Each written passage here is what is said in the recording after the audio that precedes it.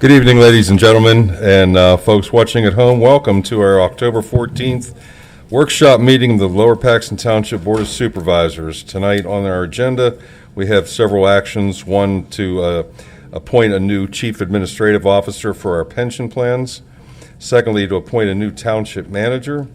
Third, to have a resolution regarding the statewide local share assessment grant applications. And then finally, a discussion on the survey results from the survey that we undertook for the fireworks, for the July 4th fireworks. The supervisors are all in their seats and ready to conduct business. Good evening. Welcome everybody to the Lower Paxton Township Board of Supervisors workshop meeting for Tuesday, October 14th. I'll call the meeting to order at 7:06 p.m. Please stand for the Pledge of Allegiance led by Supervisor Vecchio. I pledge allegiance to the flag of the United States of America and to the republic for which it stands, one nation, under God, indivisible, with liberty and justice for all.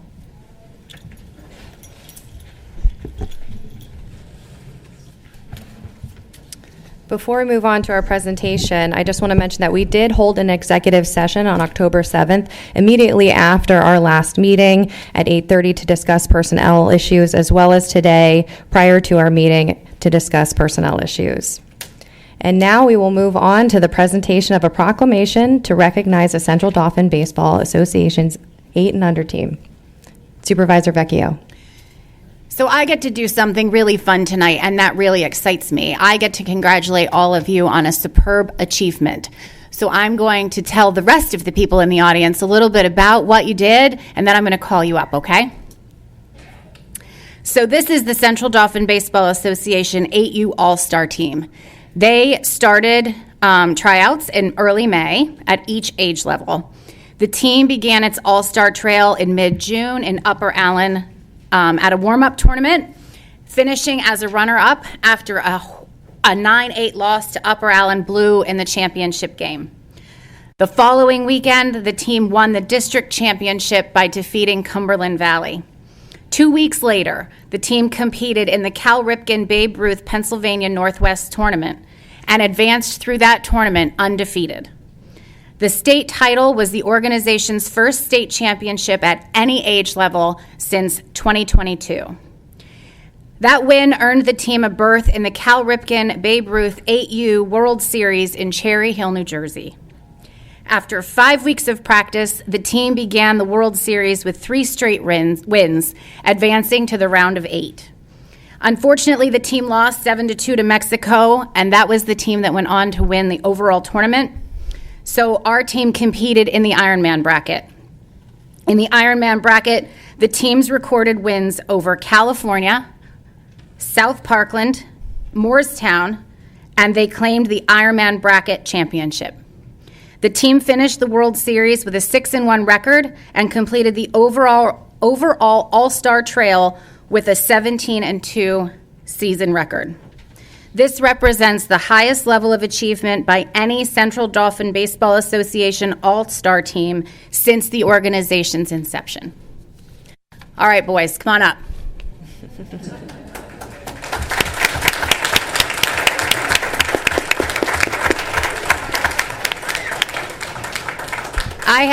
I have to sit back down. It's not tall enough. That's funny. I have one of these for each of you, but I'm going to read it to you now. Be it therefore proclaimed, whereas each year's players of the Central Dauphin Baseball Association gather for all-star tryouts at their respective age levels in early May with the hopes of making the team and making a deep run through the Cal Ripken Babe Ruth All-Star Trail. And whereas this year's 8U All-Star Team's standout moment came at the Cal Ripken Babe Ruth Pennsylvania Northwest State Tournament, where they swept all their games to capture CDBA's first state title since 2022, earning a bid to the Cal Ripken World Series in Cherry Hill, New Jersey.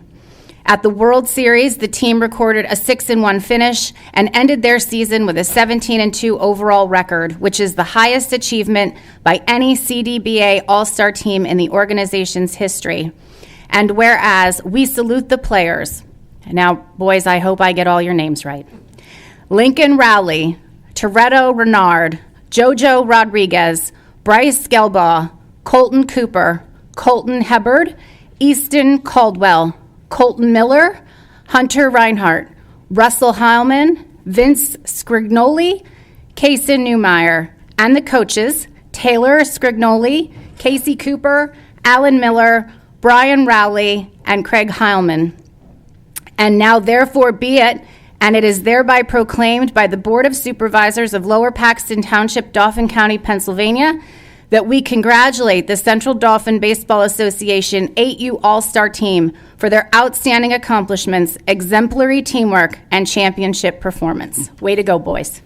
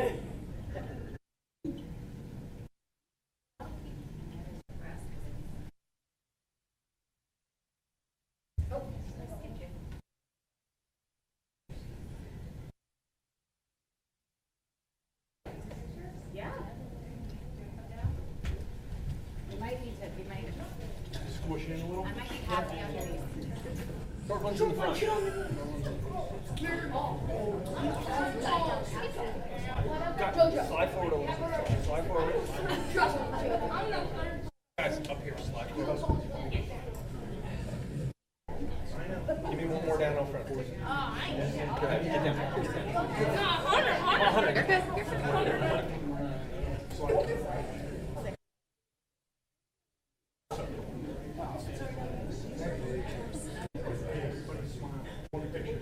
Looking forward. All of them. Straight to the middle. Nobody looking away.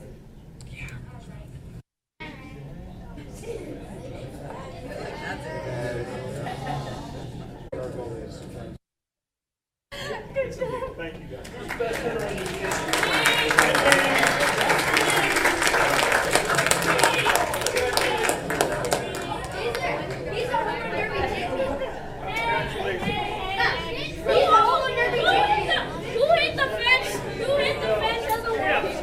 That's all right. They can never take that away from you. You can be a champ the rest of your life.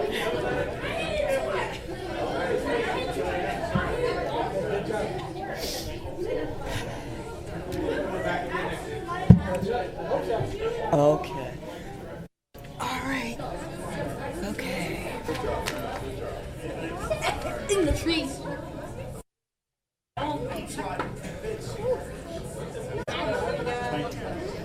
Give them a moment.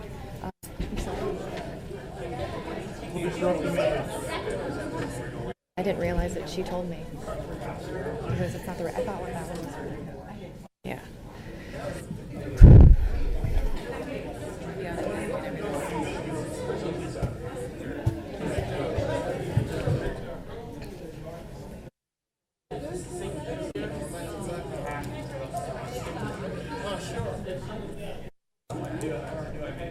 Maitland is friends with our son.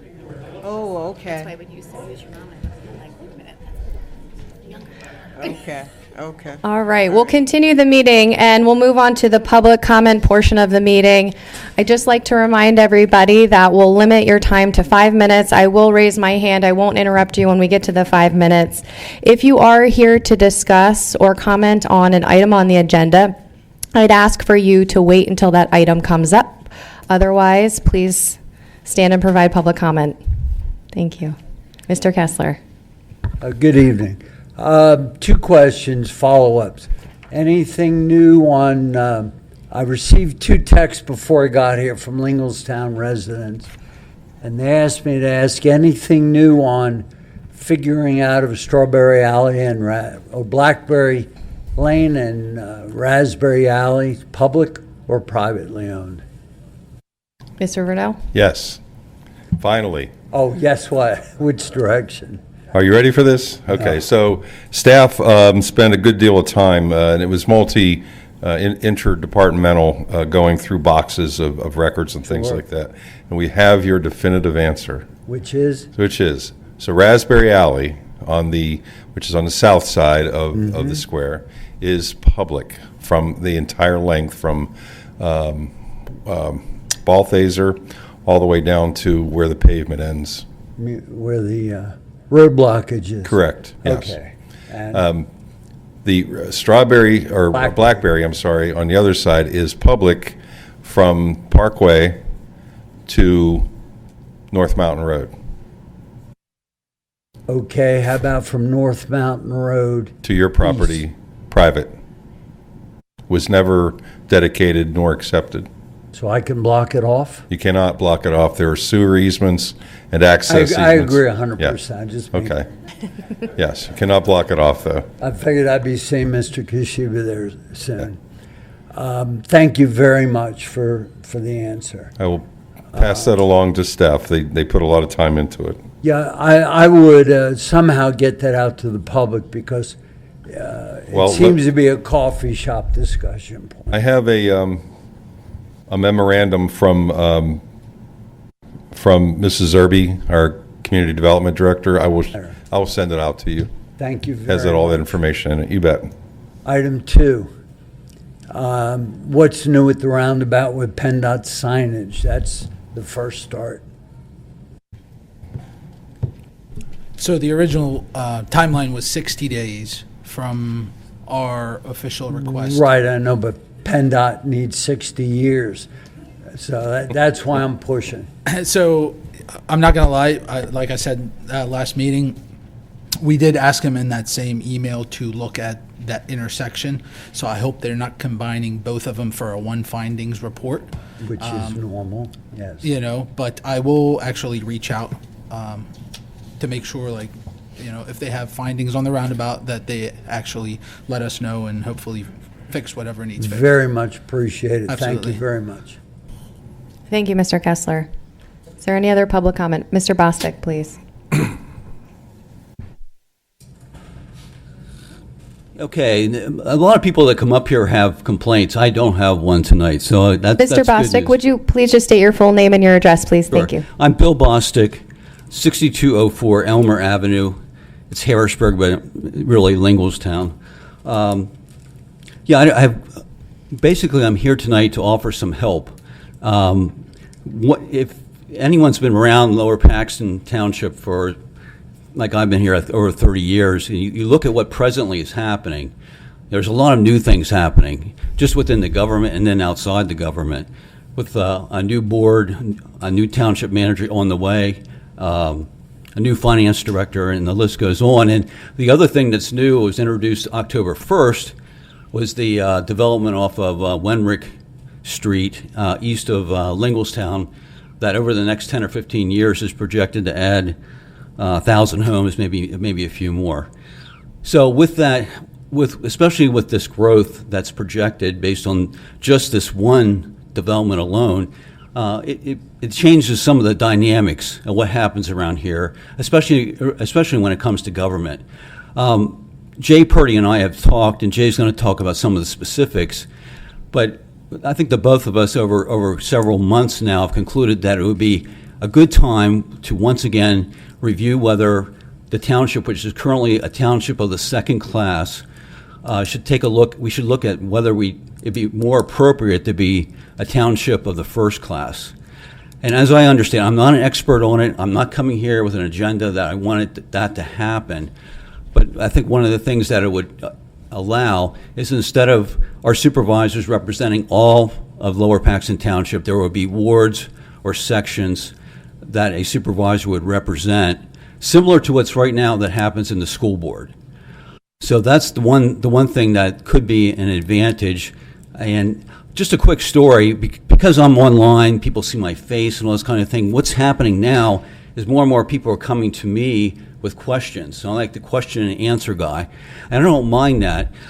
But over the weekend, an elderly woman who was having some problems with stormwater and her sewer lateral got in touch with me, and I had exchanges with her. I made sure she at least had reached out to the township, and her family had tried to help her out, and she didn't get any satisfaction.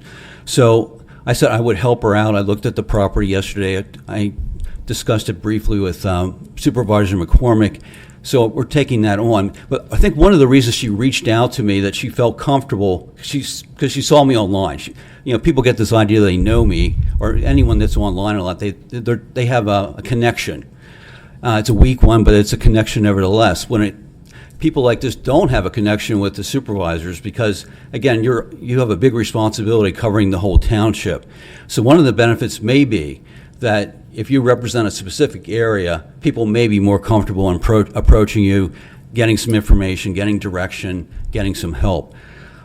Here's what I recommend: that I would ask that the board consider putting on your agenda the next business meeting, which I guess will be the 21st, to form a task force of three to five people who would look into this issue and dig into the state regulations, and over a period of time come up with some suggestions, some recommendations for the Board of Supervisors to consider. And tentatively, if the timing is right in terms of any action you would take, to have something back to the board April 1st. And then ultimately, I guess the board would have to decide if you want to move forward, and potentially the task force could help you do that as well. So we have two members, potential members, myself, and I've volunteered to chair it, and then Jay Purdy. So I say 3 to 5 people. So that's the outline I have, and then I think Mr. Purdy is going to come up and provide some more technical information. Thank you. Thank you, Mr. Bostic. Mr. Purdy, please. Hello, Jay Purdy, 4731 Duke Street. And that was an excellent summation of the challenge facing the township, especially with the possibly large influx of new residences east of Linglestown. A little bit of a recap. Lower Paxton is the 14th largest municipality in Pennsylvania, 14th largest municipality. The third largest second-class township, exceeded only by Mill Creek in Erie County and Bensalem in Bucks County. There are 1,453 second-class townships with lower populations than Lower Paxton. The township's population right now is approximately 54,000. The new proposed development would easily add at least 1,000 more residences. That would move Lower Paxton even closer to the population of a complete legislative district, which is 64,000. For someone to run for township supervisor in Lower Paxton, a candidate would require nearly the same amount of financial support as a state representative candidate. That could easily run into the tens of thousands of dollars. Big money can make an enormous difference in financing a campaign in a large second-class township like Lower Paxton. By becoming a first-class township, that reliance on special interests and substantial campaign war chests could be greatly reduced and neighborhood democracy greatly enhanced. First-class township would divide the representation into smaller wards instead of the current at-large representation. The first-class township code, Act 96 of 2020, is flexible in allowing a municipality to decide for itself how big the governing panel of commissioners would be. We could even have fewer than the current 5 supervisors, or have as many as up to 15. It's entirely up to the township. At the current population with 5 township commissioners instead of supervisors, first-class status would reduce the representation size downwards to approximately 11,000 residents for a representative instead of the current 54,000. In neighboring Susquehanna Township, with its total population of 28,000, they have 9 wards, each represented by a commissioner. The population of each ward there is just over 3,000. With the current at-large representation, it is possible for portions of the township to be without a nearby supervisor. someone who knows the neighborhood, the streets, the people, and the municipal challenges that they face. One thing the First Class Township Code does regulate is commissioner's salary. It requires that in a municipality of 45,000 residents or more, the pay must be $210 per year for each 1,000 residents. But again, it does not require a set number of commissioners other than requiring that that number cannot exceed 15. A public referendum on formation of a first-class township can be authorized by the Board of Supervisors. A ballot question can also be called through a petition containing the signatures of 5% of township registered voters. Ideally, the current board could launch the process, but the next board, to be seated in January, would take steps to bring it to fruition. Of course, any such action should follow a closer examination, as Mr. Bostic talked about, of all the provisions of Act 96 of 2020 and solicitation of public input. Lastly, the implementation of first-class township status would allow Lower Paxton Township residents to have a greater voice in the governing of the municipality that most impacts their lives. Thank you very much for your time. Thank you. Thank you, Mr. Purdy. Mr. Bostic, could I just ask one question? This 3 to 5 committee member task force, Right. if it would include you and Mr. Purdy, are you looking for somebody from the township to be seated on such a committee? Yeah, depending on which way we go, we would need at least one and potentially 3 others, just depending on how many people are willing to do it. I didn't want to get into 7. That's a lot of people to work with, trying to get everyone together and that type of thing. So that's why I said 3 to 5. Yeah, I'm just asking because I'm not sure that the board has to authorize a task force. I think this is something that could be created ad hoc if, you would prefer to Yeah, I guess create this committee. That- If you're looking for a staff person or a township supervisor or somebody from the township officially to sit on this committee, that's why I'm asking the question. Yeah, we had discussed that. We didn't think that, I mean, you guys have enough to do. I mean, we're providing this as a service to the township, and so just one less thing that you're going to have to dive into just to get it put together and get some basic information for you to consider. That's why I didn't ask for a supervisor, just to help you guys out, really. One less thing to do. Well, thank you. We But appreciate. if you want to, if there's a supervisor who wants to do it, I mean, you're more than welcome. Right, Jay? Yep. Thank you for your time. Is there any other public comment? Please.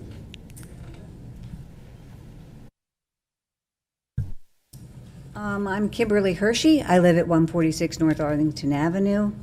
It is right off of Elmerton Avenue. I am asking that my street be paved. I have lived there since 1993. There has been a resident there who's lived there since 1979. Nothing has been done to the street.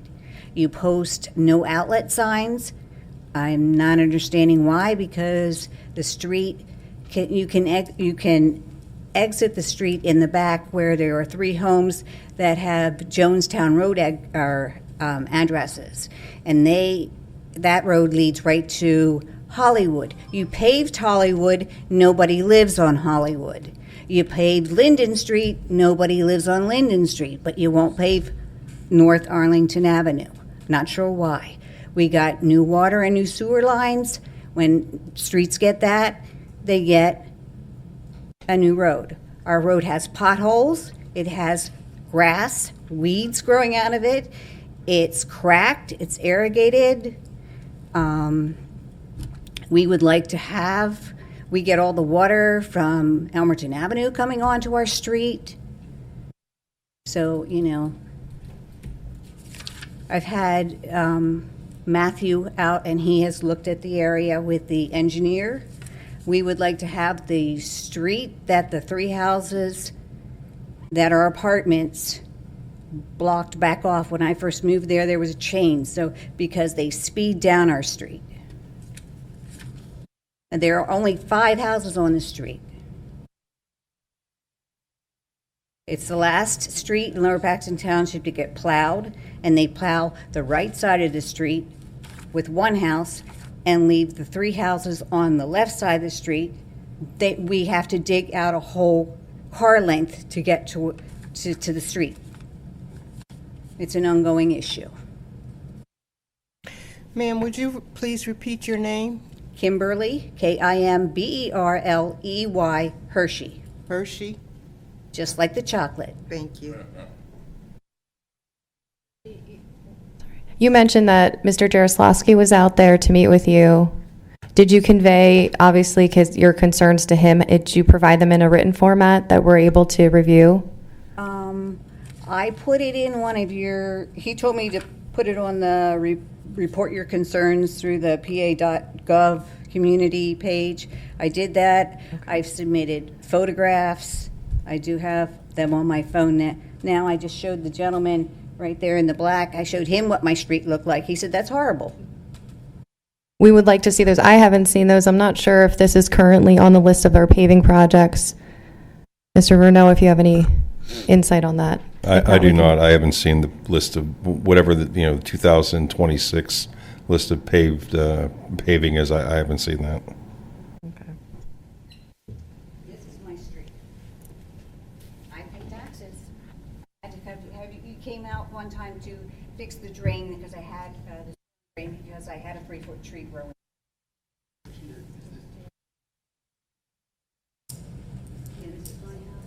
I cleaned off all that by myself. 68 years old, and I cleaned all that off. But yes, this is my street.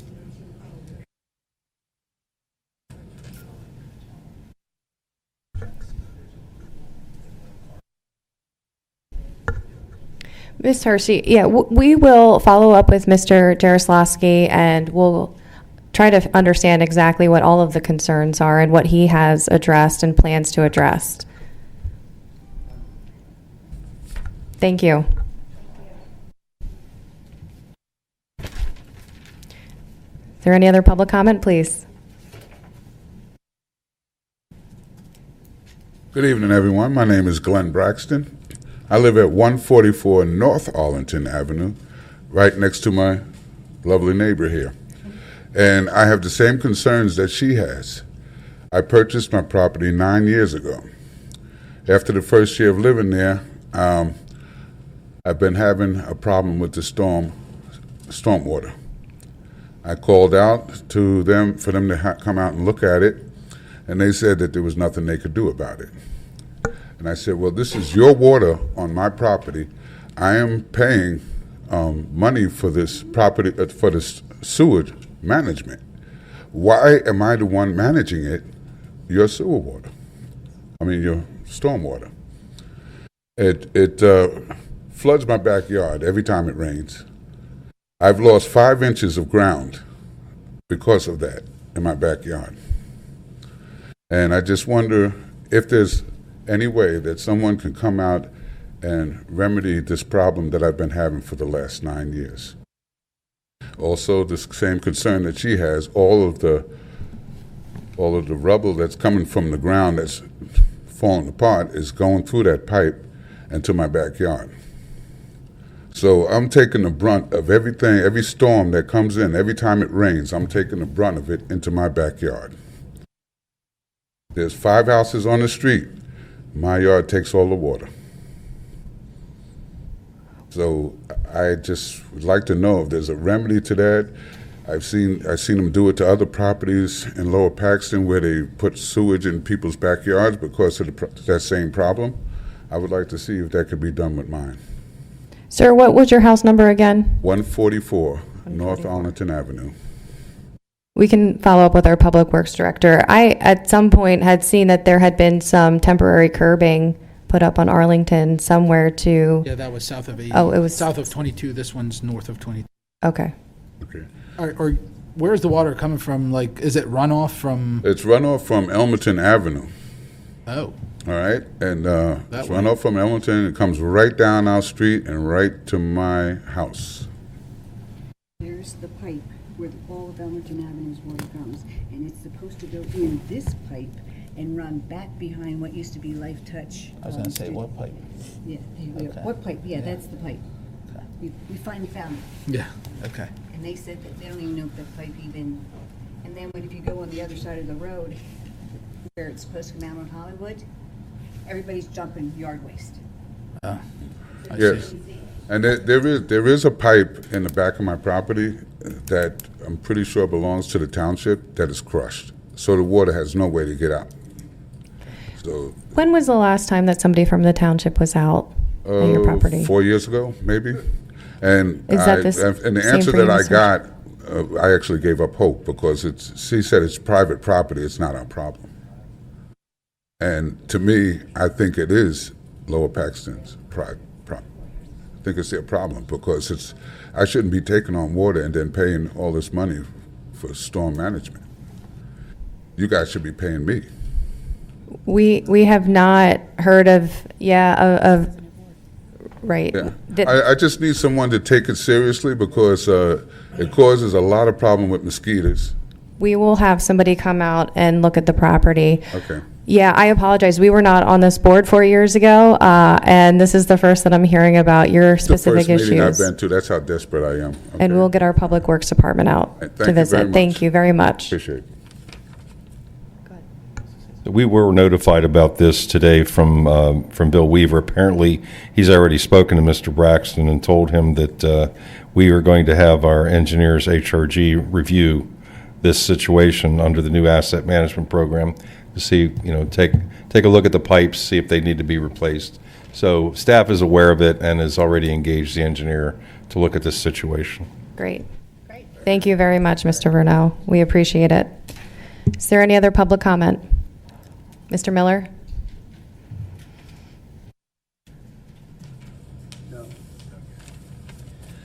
William Miller, 4311 Crestview. I feel vindicated on the Raspberry Lane since I've told people for a couple of decades with the barrier in that alley that it was open when I was a little boy. And so hopefully I just asked Mr. Kessler that barricade will be removed. It's still there. I meant it's still there, and I've always felt it's been a public hazard for any kind of emergency in that alley, and I know it'll be an interesting event to remove it with who says they own that alley, but that should be done. That section is not public. The section with the barricade is not public. The public right-of-way runs from that barricade out to Balthaser Street. The section from where the barricade is down to Pennsylvania Avenue is not public. And that's shown on deed. I understood from what you said the whole thing Well, was. I have so the description of the alleys includes the footage, the linear footage and things like that of what has been accepted by the township as a public street. So it doesn't go all the way from Pennsylvania. Not to the firehouse. It doesn't go all the way to the firehouse. Wow. So.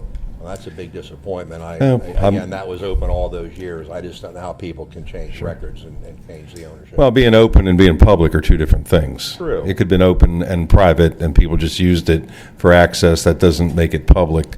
What makes it public is accepting it as a dedicated street. And when that happens, there's a description, much like a property description, with meets and bounds, and it actually lists the number of feet from it says east of Pennsylvania Avenue is what was dedicated. And a lot of the older deeds are pretty detailed, I guess. Mm-hmm. So okay, I'll just follow up. I've seen nothing by PennDOT. I know that we said they're out of money, but there's absolutely no excuse on Colonial Road as to why the delineators, which are to be checked and placed at the entrance of every road, Lakeview, Hillsdale, Crestview, Avon, Long. There's to be one on each side because you can't see where you're going. They're reflective.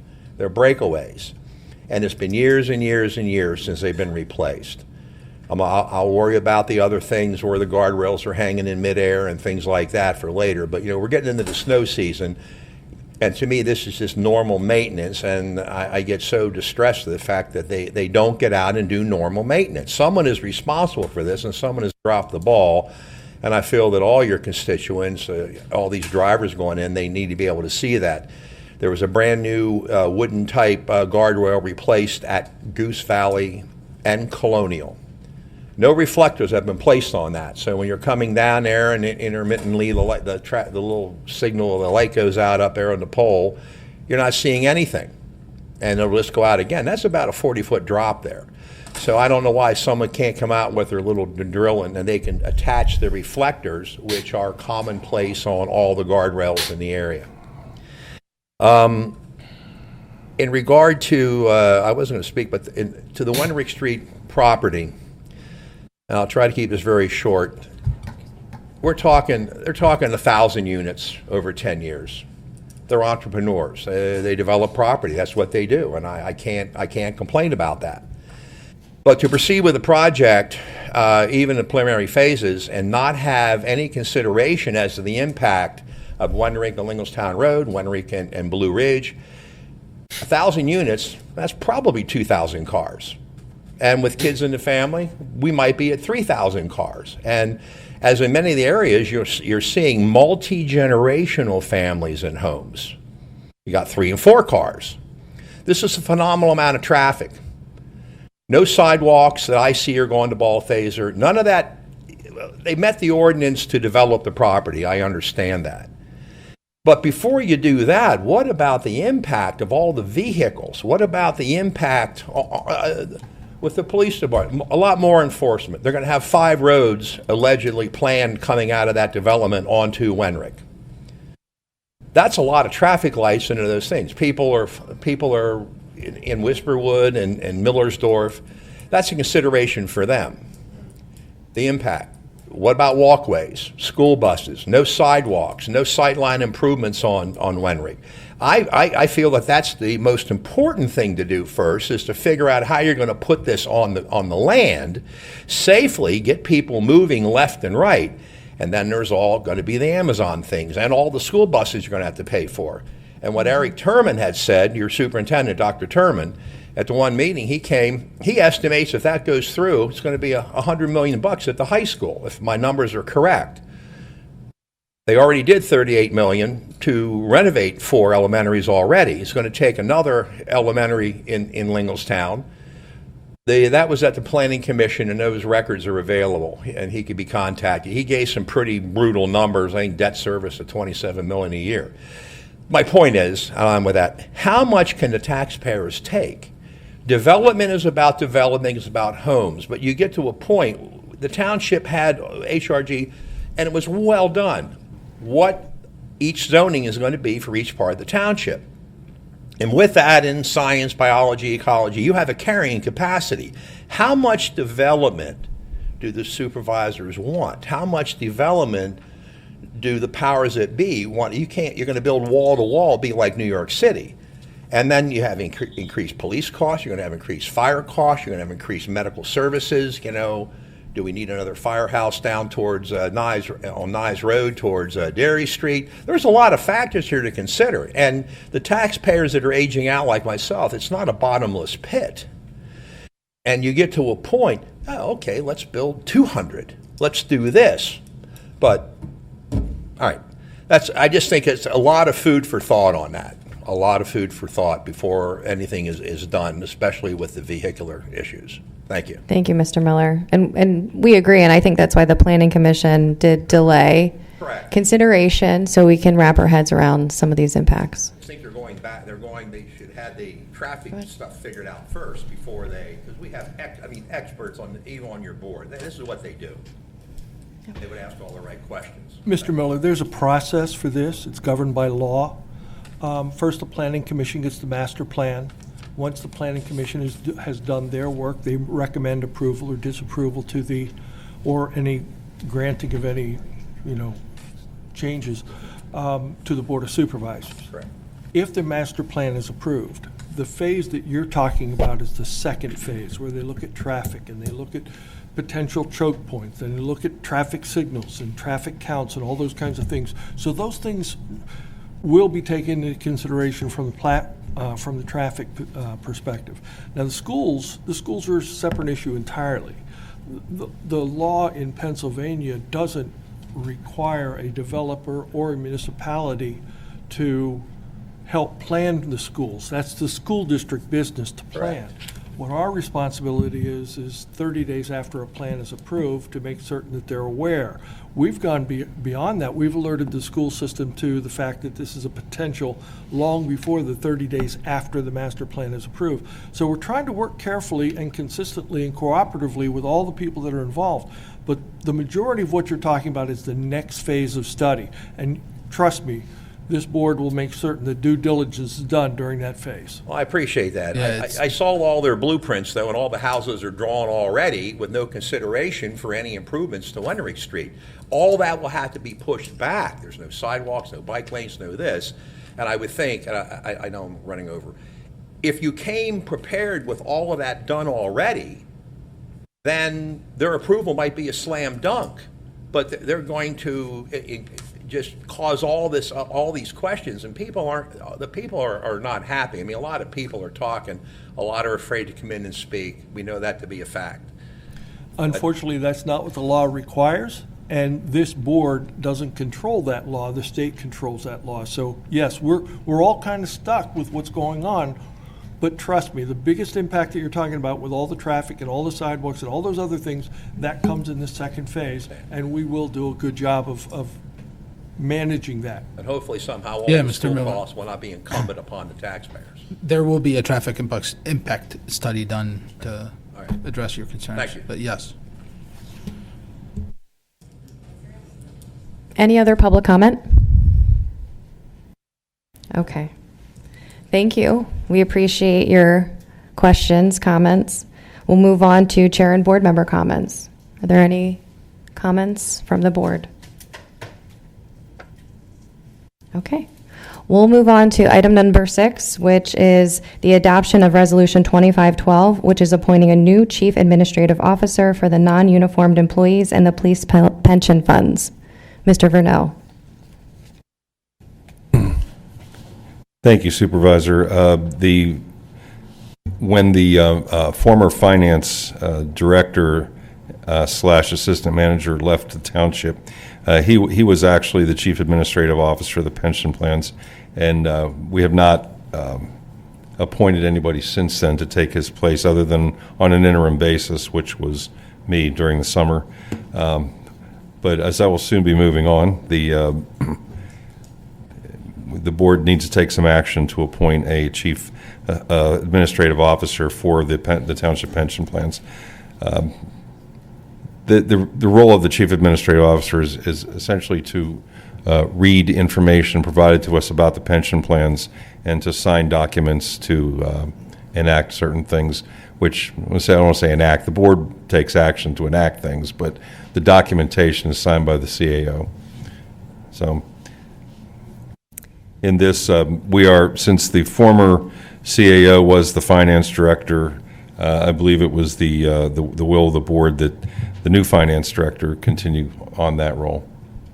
Yes, thank you, Mr. Vernell. And we did deliberate about this publicly last week at our meeting on October 7th. So if there are no questions from the board for Mr. Vernell, I'll entertain a motion to adopt Resolution 2512. So moved. Second. We have a properly made motion and a second. Is there any public comment or discussion on this item?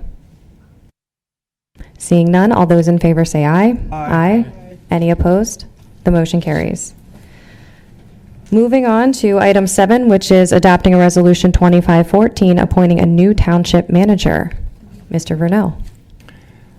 Yes, this was hoping this day would come, finally. After a rather extensive effort to, which was a two-part effort. First, it was to interview capable applicants through a quantitative process where we actually assigned ratings and things like that. Narrowed it down to 3 people that the board was interested in talking to, which took place a week or 2 ago on a Friday. And it gives me great pleasure to announce that Michael H. Gossert, who is with us here tonight, will be the new township manager for Lower Paxton Township. So.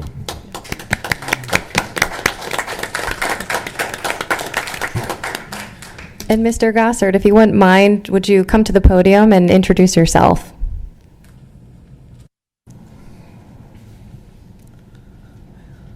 Good evening, and thank you all so very much for this opportunity. Most recently, for the past 5 years, I've been managing West Hanover Township, just to your east. Started that with a number of issues that they were, and all related to growth and things of that sort, and helped them through those processes. And I think next year, after all the work that I've done, West Hanover Township is going to be a very boring township once again, since everything that we've been able to accomplish has made the township a much more smoother and efficiently operating municipality. My background, obviously, I've been in local governments for almost 30 years now. I've worked, my largest municipality was Hampton Township on the West Shore. I have worked with John Campbell here at M&T Bank for about 10 years as well, working with municipalities and finances and doing general banking relationships with them. I've also been an elected official. I serve on the Cumberland Valley School Board. I've been on the Cumberland Valley School Board for 12 years. I have 3 more meetings of my sentence left on that, and I will be free of that responsibility. So it should be evident that I do have a love of local government, and I have a very unique understanding of both sitting on the administrative management side as well as sitting on the elected side as well. So I'm looking forward to meeting everybody and helping to move Lower Paxton Township forward. This is a great municipality. This is a municipality that is a target list for, I know, a lot of managers in Pennsylvania, because it is such a, it's always been such a well-run and well-managed municipality. My management style is collaborative. I love to talk to public. I love to talk basically to just about anybody.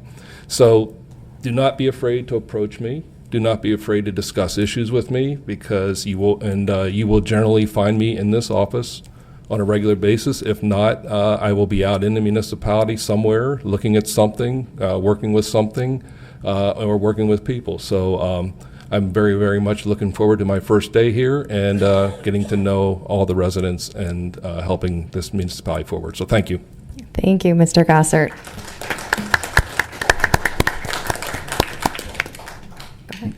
Mr. Gossard, I just want to say, after an extensive interview process, it was not an easy thing for me to arrive at, being a 24-year Army guy, to find out that the Marine was the best guy for the job, being the inter-service rivalry that exists. However, for those people public and those people watching, I just want to say that this man's resume and his interview was so outstanding that I don't think there's any way we could have offered the job to anybody else. And I thoroughly vetted his references and people that knew him, that he worked for in the past, that he didn't even know I was going to talk to.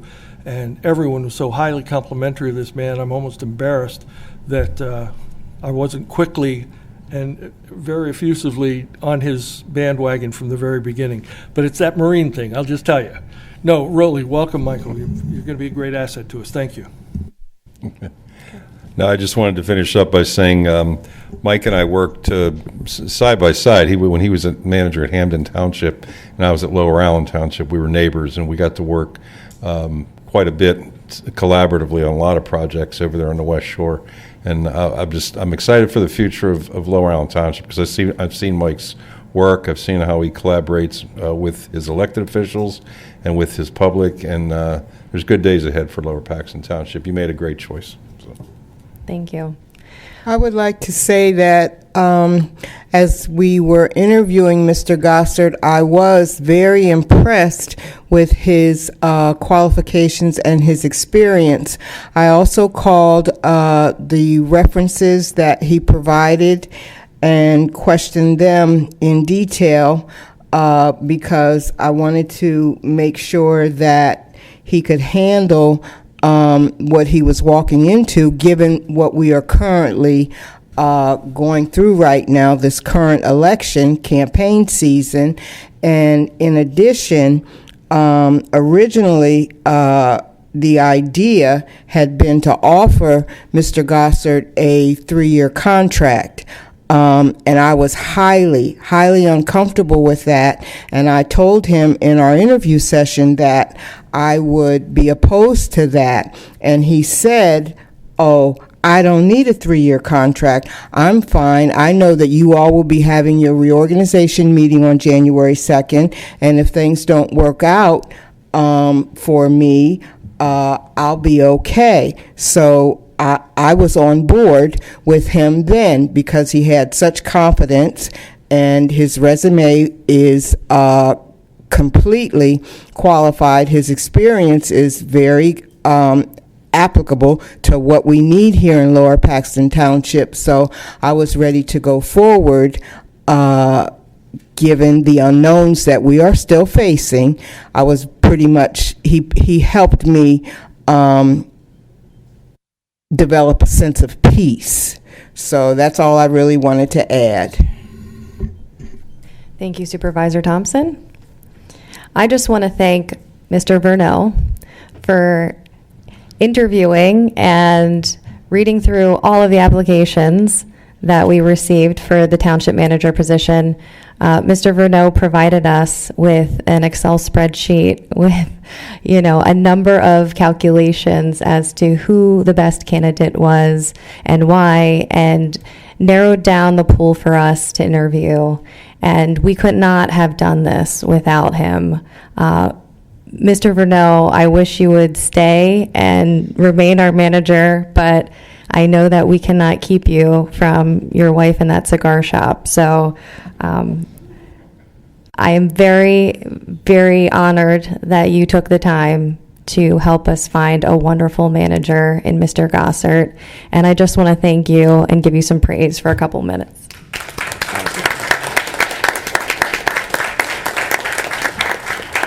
That was when I came in here in July. That was what I was told was job one. So yes, I was happy to have done it, and I'm happy with the results. Welcome, Mike. Thank you. And Mr. Vernell will be here for one more meeting, but his last day will be October 30th. I want to echo what Chair Kurt said, Tom. I didn't know what a great manager would look like. You stepped in as interim manager, and I was amazed and very pleased with your level of professionalism, your level of keeping us informed, the way you handled things. It's just outstanding, completely outstanding, especially on an interim basis. I really, really was impressed. So thank you for your time here. Thank you, Supervisor. My ears and head tend to get red when I get embarrassed, so I'm not sure what it looks like right now. Well, the last thing I'll say before asking for a motion is that I do want to thank this entire board for coming together to make this decision. And I think it was really easy for us because, echoing all the other supervisor comments, Mr. Gossert is hands down the best choice. It really was not a difficult decision. You're the most qualified and most capable. So I imagine future boards will keep you for many years to come. So thank you for agreeing to join us. Okay, I will ask for a motion to approve Resolution 2414, appointing a new manager, Mr. Gossert. So moved. Is there a second? Second. Is there any public comment, questions, discussions? Yes, Mr. Lindsay.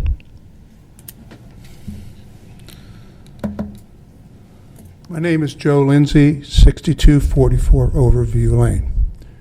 First of all, Mr. Vernell, I want to wish you the very best. If the previous board would have followed through with the recommendation of former manager George Wolf, we wouldn't be in this situation, but I thank you for everything you've done since you've been here. Thank you. I have just one question to ask on this position. Is it going to be a contracted position or an at-will position? Mr. Gossert will be an at-will employee. Thank you very much. Any other public comment or questions? Okay, we have a properly made motion and a second. All those in favor say aye. Aye. Aye. Any opposed? Motion carries. Congratulations and welcome. Okay.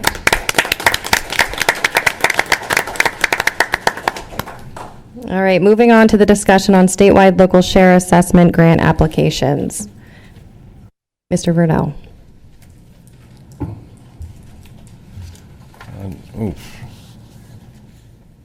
I believe this discussion is regarding the request at the last meeting by the Central Dauphin School District to consider applying on their behalf for a state local shared grant application for improvements to their library facilities at several of their buildings. We did want to bring up the fact that, and the information that I passed over earlier was incorrect as far as the LSA grant application that we have in for the parks was a 2025 grant. So it was already an existing grant, not a new grant. However, we do have over $1 million grant application in for our radio replacements for our Bureau of Fire. So while I am absolutely not opposed to anything, any way we can help out the school district, the board needs to understand that if we file an application on their behalf, it will compete with our own application. Thank you, Mr. Vernell. Is there any comment from the board at this time? We can just have a discussion on this item and next week take action on it if the board so desires. Any questions or concerns with the LSA grant application from Central Dauphin School District?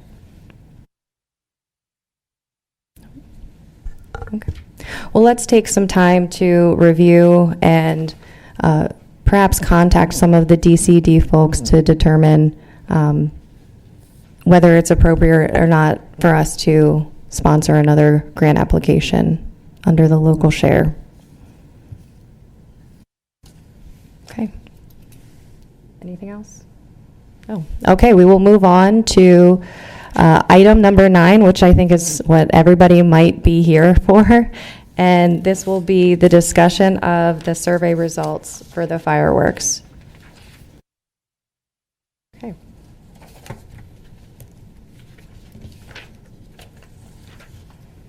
All right. So we did. Oh, go ahead, Director Scott. I need to speak this evening, so I apologize.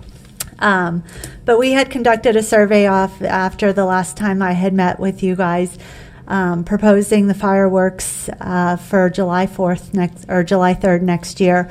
The survey conducted, and I don't know who has power to control it, but we asked if the residents, and so 90% approximately were residents who responded to the survey. There was about 455 responses total, so we felt that was a pretty accurate number moving forward of getting feedback from the community. The next question we had inquired about was the age range to determine the demographic that was responding. As you see, primarily it was in the 30 to 59 or 60 and above. Moving down is where we start to get into the questions that kind of set the tone as to where we are moving forward. And ultimately, do you support the township hosting a July display? And that count, as you see there, says 53% said no, they do not support the township moving forward with fireworks. We asked if what location that you would like to have the fireworks. The staff had proposed George Park, the community had wanted Coons Park, and then there was the option to say, I do not support the fireworks at this time. As you see, 47% of the respondents replied that they do not support hosting the fireworks. This next question discussed the financials. As stated before, the township spent approximately $20,000 last year. Now with the fire department no longer sponsoring it, we expect to pay around $25,000 towards the fireworks. The response again showed that 52.75 did not feel that it was acceptable for the township to absorb that cost. And then last but not least, safety. The question was, do you believe the potential safety risks are significant enough for the fireworks?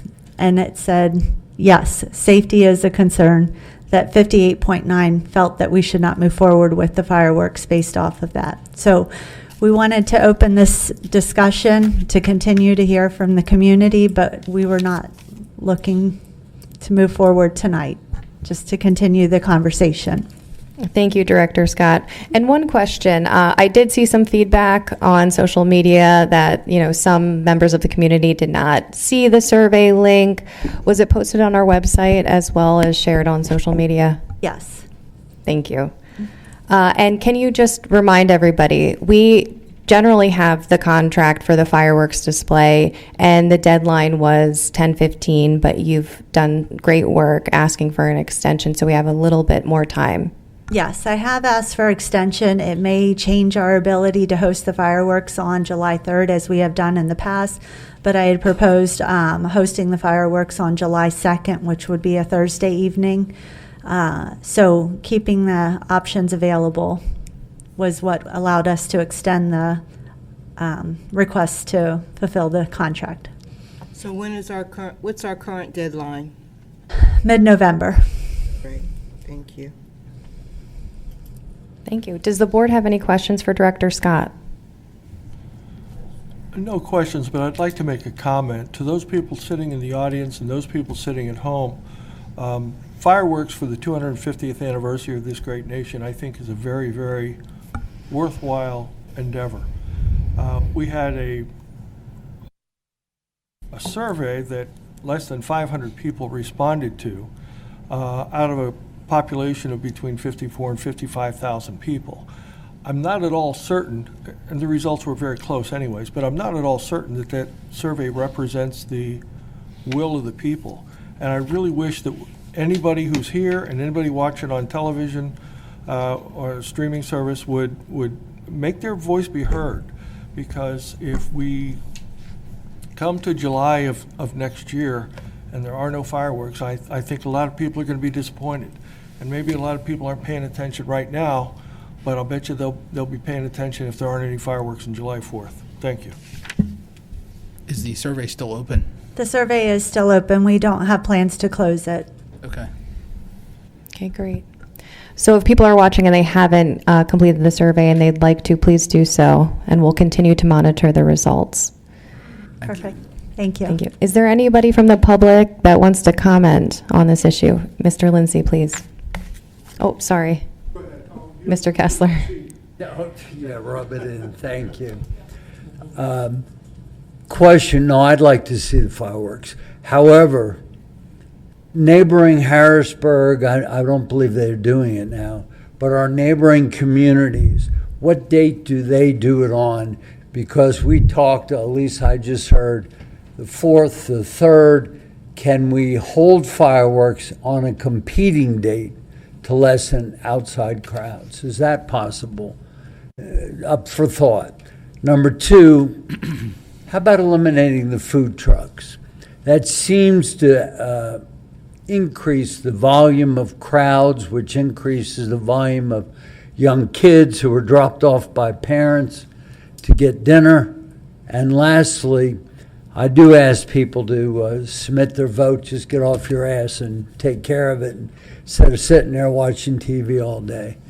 But think about having it, but modifying it a little bit, because I do believe this is a special year. I do agree with you, Mr. McCormick.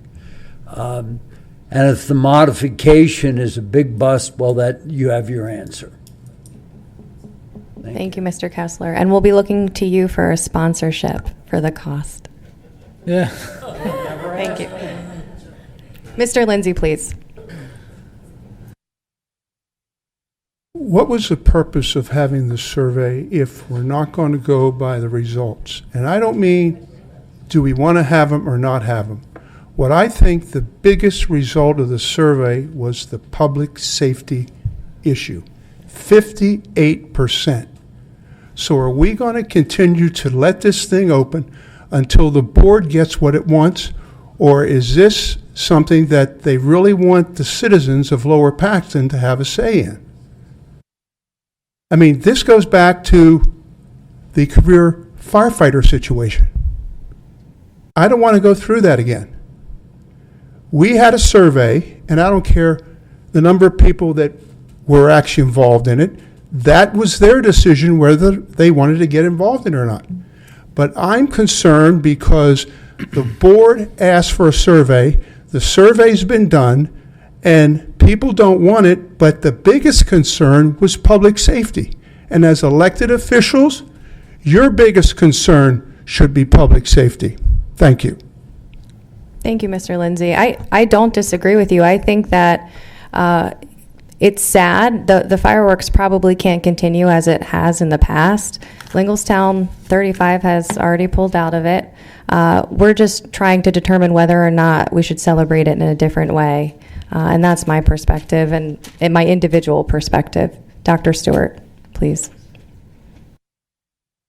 I'm Dr. Charles Stewart, 1440 Karen Drive, Harrisburg, PA, 17109.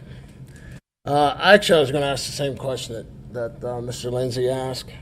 I've been in this community for 27 years. All my kids grew up in this community, and we loved the fireworks. We loved it. It is a tradition, especially during a special time. But at some point, we got to realize the safety. You know, it's all fine and dandy until somebody gets shot, or somebody gets hurt, or somebody gets killed. Is that worth tradition or not? That's one question. We have an amazing police force. We have an amazing director of our police force. But still, that's not enough to resolve some of the issues that are coming up. Times are changing, and they're getting worse. So we got to ask ourselves, again, I love the tradition of the fireworks. My wife, she takes all our kids since they were born to the fireworks. But I wouldn't let my family go to the fireworks now for fear of what may happen. And like I said, it's a tradition, but sometimes let's enjoy what we had and not encourage anything more, because we don't want to end a great tradition on something that's going to be tragic. And there is that possibility, as in everything else, but we've seen it escalate throughout the years. So just take that into consideration. Also, as far as the survey is concerned, if we're not going to listen to the survey, no matter if it's 400 or whatever, don't put one out. That's the important part, because you're telling people you're going to listen to them, and then even though it's 400, even if we're running for election, we got 55,000 people here. 20,000 may vote, so that's saying the same thing. So let's caution on safety. Thanks. Thank you, Dr. Stewart. Madam Chair, I just have one thing to add to that. Okay. The first thing, and I said this when I was interviewed earlier today, I have absolute faith in our public safety department being able to keep the township residents in Lower Paxton Township safe. Absolute confidence in our ability to do so. And we are looking at maybe doing it at George Park instead of Coons Park, because the public safety people tell us that they can create a safer space there as far as these fireworks go. We're close to the 250th anniversary of this great nation. One of the founders, one of the people that signed many of the early documents, was a guy by the name of Benjamin Franklin. And what Benjamin Franklin said was, those who would willingly give up essential liberty for a little temporary security deserve neither. And my only point is that if we let the bad element of this society, we had 12 people were charged last year, maybe 13. I'm sorry, Chief, you have to help me out. But if we let the actions of 13 people make the determination for 55,000 people, I think that's sad. Both of you folks made the same point that it's important that we listen to our residents. That's why we had the survey on there. I'm just hoping more people will participate in the survey and more people will let their voices be known. And if the majority of the people in Lower Paxton Township don't want fireworks, then I guess the board will vote to not have fireworks. But I think personally, I think it would be a shame if we didn't. Thank you.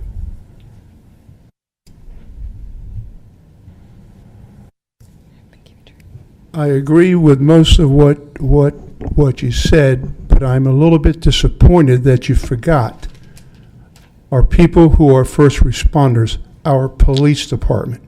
We don't want to put them in harm's way either. They're there to protect us. That is correct.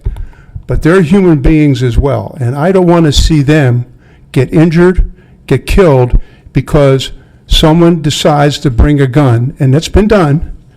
And we live in a very different society than any of us thought we would ever live in. And I am a former police officer. I worked in the criminal justice system for 42 and a half years. And I'll tell you what, Lower Paxton Township has the best police department around, and I mean that sincerely. And I've always echoed that the public safety director that we have is the best around as well. But we need to also think about our first responders when we're looking at public safety. Great. Thank you, Mr. Lindsay. Director Kashiba, do you have anything to add on the safety aspect this time? I will take the stance I had taken last year, and whatever the board decides in the future, we will do our best to protect the venue, and understanding that at any point we can never predict random acts of violence, so we'll be there to support it in full and try and mitigate anything that may occur. Thank you, Director Kashiba. Mr. Miller, please. I just have a brief question, William Miller. The sample size, I don't know what size sample was expected as a response. I get everything. I didn't see anything on a survey. We just had a mailer go out on our sewer. There could have been something timed to fit into there. It's an excellent way to do things. And I agree with everything that everybody said. And for me, whatever the chief says goes too. I mean, he's the expert. Be nice with the 250th, but I just don't feel that enough people were sampled. And I just don't know how that was sent out. Was it mailed?